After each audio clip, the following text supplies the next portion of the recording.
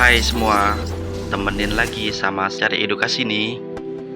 Menurut sejarah, diceritakan bahwa Nusantara dijajah oleh orang-orang asing. Akibat tanahnya yang subur, untuk ditanami berbagai jenis tumbuhan. Ternyata harga hasil tanaman Indonesia yang banyak dijadikan bahan makanan ini harganya bernilai tinggi loh. Di pasar luar negeri, bahkan masuk dalam jajaran termahal dan diburu oleh masyarakat di sana.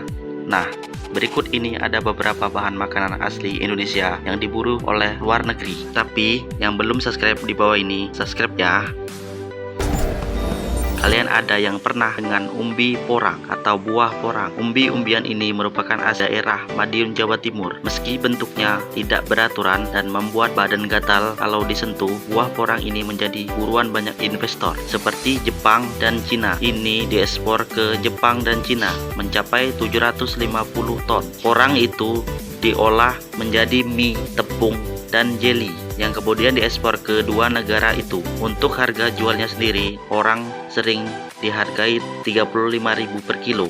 Sedangkan dijual di luar negeri, harga porang bisa mencapai 600.000 per kilo.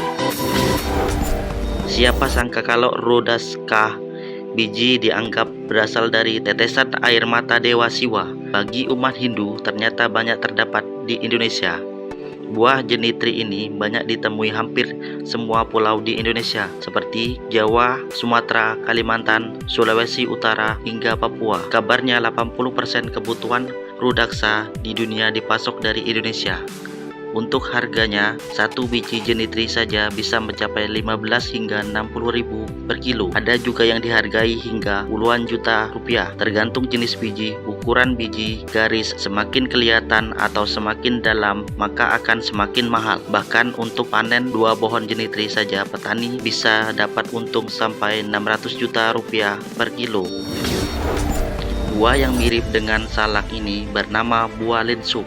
Memang beberapa daerah punya penyebutan yang berbeda untuk hal ini, namun buah ini asli berasal dari Kalimantan Barat. Kalau dilihat dari luar dan dalamnya memang mirip buah salak, tapi ini punya rasa yang lebih asam daripada salak.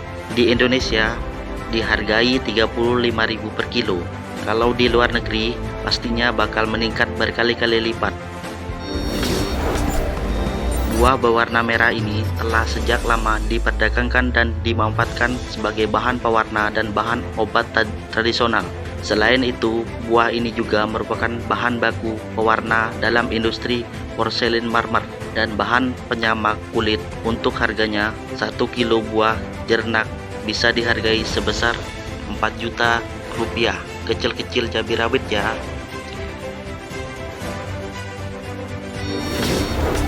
Sisi lainnya bernama sekilas buah ini memang hampir mirip dengan jernak. Bedanya hanya dari warnanya saja. Jernak berwarna hitam, sedangkan kulungkup agak kecoklatan. Buah ini biasanya digunakan untuk membuat rotan. Harga getahnya saja bisa mencapai 2,5 juta rupiah. Kalian pasti udah tahu dong sama bumbu makan yang satu ini. Cengkeh adalah bumbu khas Indonesia yang ternyata harganya cukup mahal di luar negeri, biasanya mencapai 500.000 per kilo. Nggak jadi makanan, cengkeh juga punya khasiat medis dan bisa dipakai untuk untuk menu dan bermacam-macam kue. Itulah kenapa cengkeh banyak diburu oleh orang luar negeri. Buah matoa merupakan buah khas tanah Papua. Buah ini unik banget loh. Dia berdaging serupa dengan kelengkeng, namun beraroma durian. Buah matoa ini di Indonesia saja dijual dengan harga 115.000 per kilo, apalagi kalau diekspor ke luar negeri. Di Indonesia, daerah yang banyak menghasilkan kemiri adalah Provinsi Nusa Tenggara Timur. Harga untuk kemiri yang sudah dikupas kurang lebih 40.000 per kilonya. Sedangkan jika sudah diolah dan menjadi minyak kemiri dan masuk ke pasar luar negeri, maka harganya akan bertambah, yaitu 700 per kilonya.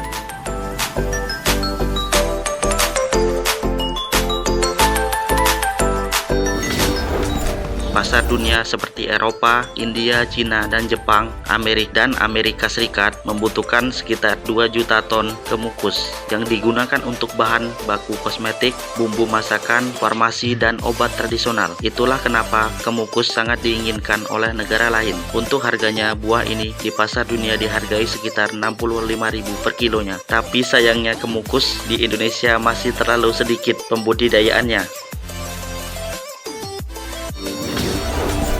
Indonesia adalah negara penghasil pala terbaik di dunia. Hal ini biasanya diekspor di beberapa negara Eropa. Pala digunakan untuk industri kosmetik, kesehatan, dan makanan. Daerah di Indonesia yang menghasilkan banyak pala adalah Sulawesi Utara dan Cina Selatan. Tidak hanya buahnya, biji pala pun bisa dijadikan bumbu makanan dengan harga selangit. Jika sudah diekspor, harga pala bisa mencapai 110.000 per kilonya.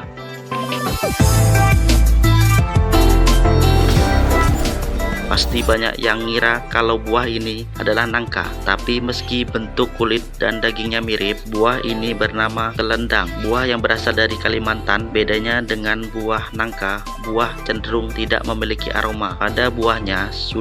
Buah kelendang juga punya rasa yang unik, yakni manis dan asam yang menyegarkan. Menurut orang yang sudah mencicipi rasanya, buah kelendang seperti campuran nangka dan manggis.